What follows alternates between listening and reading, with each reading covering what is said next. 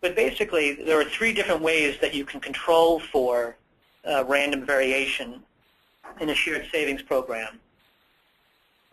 And none of these methods is mutually exclusive, right? You can layer these on top of each other, and in fact, many programs do layer these on top of each other. So the first method is to control for individual patient risk and variation, recognizing that for any given patient, their outcome is somewhat dependent on luck and random variation, and so we can try to control for that. We can also control for population level risk, recognizing that even at the population level, there's still a random element. And then finally, we can adjust the payment rules for how we calculate shared savings payments to basically try to control for either excess or limited payments that might be due to random variation. So over the next number of slides, I'll walk through various examples of these three types of control for random variation in shared savings. So at the level of controlling for patient-level variation, one frequent method is to truncate individual patients' costs above a certain threshold. Medicare, for example, uses the 99th percentile of patient costs. So what that means is that patients who are very expensive, that are outliers, any costs that they incur that are above the 99th percentile of costs are basically discarded from the shared savings program. And what that does is, and this is why Medicare does it, and this is why similar methods are used in many shared savings programs, it insulates providers from the cost of catastrophic cases, which might be very hard for the providers to manage. And they occur in small numbers, right? So we're back to the small numbers problem. The argument against this methodology is that it might be those very patients, in fact, it might be those very costs that we're excluding, that those costs might be where we could generate the greatest savings, right? If you have a patient who cost $1 million in health claims over the last year, and you're truncating that patient's costs at $100,000, you're basically telling the provider organization to ignore those $900,000 of costs. It might be that with proper management and interventions, there could be significant savings there. So there is a concern that we're basically taking off the table some of the greatest opportunities to drive cost savings. But again, the argument for that is that because those high costs do occur somewhat randomly and in small numbers, it's hard for the provider organization to take on that risk. So at a minimum, it makes sense for the providers and the payers to work together, perhaps to have some other interventions for those patients to try to manage those catastrophic cases. A second methodology for controlling for patient-level variation is to exclude claims associated with certain health events. Here I give the example of accidents that are basically outside the provider's control. And again, these events might be somewhat rare.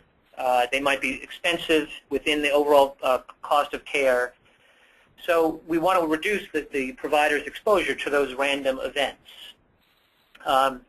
Another example might be cancer, right? I mean, if there are certain types of cancer that are very expensive to treat, that the provider probably couldn't have prevented within the time horizon that an ACO operates, do we want the provider then to be on the hook for the costs of treating that condition for that patient, or should we exclude those costs?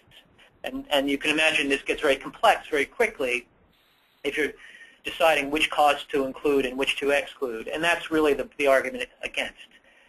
Just including all patients' costs, all claims, is a much more straightforward approach, but it does have the result that providers are exposed to some events within their population that they might not be able to control. Moving to the population level control mechanisms, one critical method, and this is really common to almost every program, is to measure performance related to cost savings processes and outcomes, and then tie the shared savings payment to that performance. right? And that's because the argument for this, and this is one I'm sure that you're all familiar with, but the argument for this is we have a lot more confidence that if a provider is doing the right thing, reaching out to patients, making sure they get the right care at the right time, tracking the results, and so on, we have much more confidence that the savings that such a provider would generate would be real savings associated with those care improvements than we would for a provider about whom we know nothing in terms of their performance, or perhaps even has poor performance. In that case, we might be more likely to ascribe the savings to random variation. So it's very important to have some performance measurement embedded in these programs. The argument against performance measurement, or at least a limitation on performance measurement, is that it adds cost to the overall system. Right? Measures are important are expensive to collect and to report.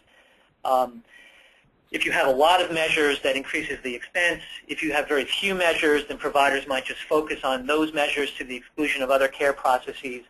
So finding the right balance of performance measures is critically important to, I think, designing a well-functioning shared savings program.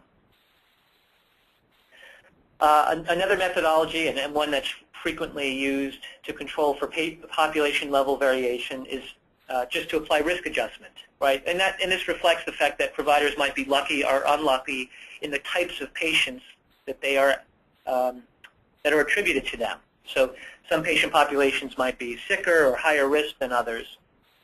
And applying a risk adjustment methodology allows for more fair comparison between those patient populations and between the provider's patient population and whatever benchmark has been set up.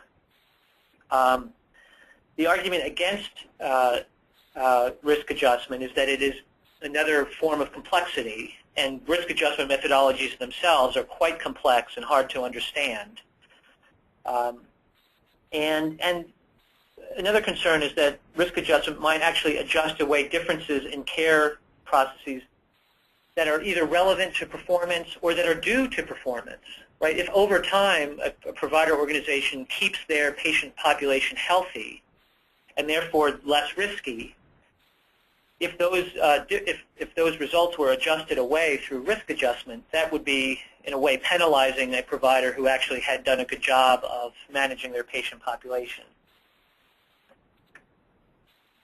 An alternative to risk adjustment in terms of controlling for population level variation is to include in the shared savings calculation only continuously enrolled patients. So in this model, we might focus on patients who are attributed to the provider organization for at least 2 consecutive years, right? And the idea would be that the provider organization has an ongoing relationship with those patients, has managed their care for some period of time, and therefore is more able to influence the results.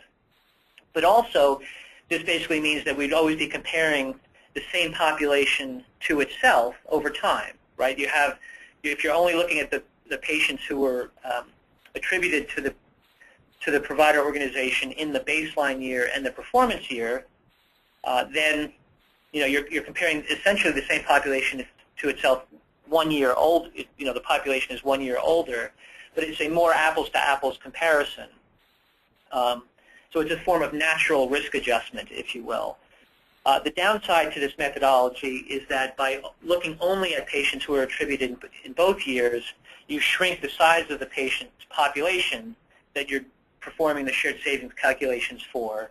And as we've already seen, shrinking the size of the population introduces its own sets of problems in terms of random variation. And this is especially a concern in populations where you might have a high turnover, where patients don't spend a lot of time with one provider organization. So that's a trade-off as well. Another methodology to control for population-level variation is just to require a minimum population size. Medicare does this. And basically what they've said is, below a certain level, the random volatility that might occur is just too great for us to accept, and therefore we won't take any provider organizations with fewer than 5,000 members. And that definitely helps in terms of reducing the impact of random variation. But the argument against that is that it excludes participation by smaller providers. And depending on the type of program you're running, that might be a real issue, especially in a PCMH setting, for example. Many primary care practices are not going to have the population size to really to meet a 5,000 patient threshold, especially given that you're often subdividing that provider's population into the different payer groups that it has contracts with. So one way to address that issue, and it's another method for controlling for patient-level variation, is you can aggregate provider organizations together. You can basically say, well, we've got 5 small organizations. We're going to pool them together for shared savings purposes, and that's how they'll participate. And that does open the door for those organizations to participate, but it also puts them at risk for the performance of other organizations over which they may have little control or no control at all. So if I'm one of 5 primary care practices, and I've been aggregated with 4 other primary care practices, and I do a great job and they do a poor job, well, then I'm not going to get a shared savings payment, and that would be clearly sort of at odds with the goals of this sort of a program. You also run into issues about how to aggregate practices. Do you aggregate them by geographic proximity? Do you aggregate them by similar size or other characteristics because they use the same EHR? But there are a number of different ways to look at this, but you always run into this problem of essentially forcing organizations together that have actually chosen to be separate and distinct, provider groups up until that point.